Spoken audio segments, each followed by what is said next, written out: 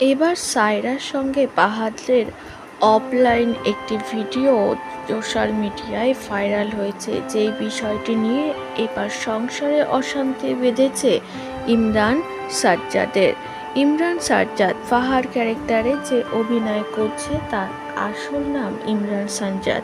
তার স্ত্রী শারমিন সাজ্জাদ, যিনি মোটামুটি অনেক বছর ধরে সাজ্জাদের সঙ্গে চুটিয়ে সংসার করেছে। তার দুঃসময় সুসময়ে সর্বদাই পাশে ছিল। রয়েছে তাদের ঘরে একটা ছেলে সন্তান। তবে হঠাৎই সেই সংসারে অশান্তি কারণ হিসাবে উঠে এসেছে ফাহাদের পদ্মার বউ সায়রার নাম।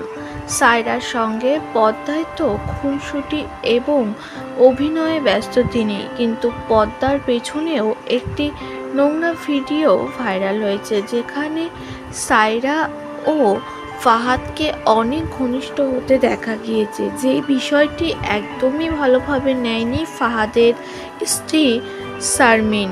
তিনি একটা নিউজ পোর্টাল চ্যানেলে জানিয়েছে, সাজ্জাদের সঙ্গে আমার পক্ষে আর থাকা সম্ভব না।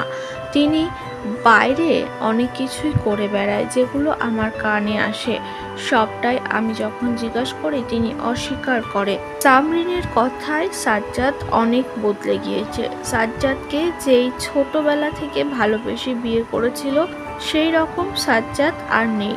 তিনি যেন ঢাকা শহরে এসে দিনকে দিন বদলাতে শুরু করেছে এবং তারপরেই সৃষ্টি হয়েছে তাদের মধ্যে ভাঙন। এখন দুজনেই আলাদা থাকেন।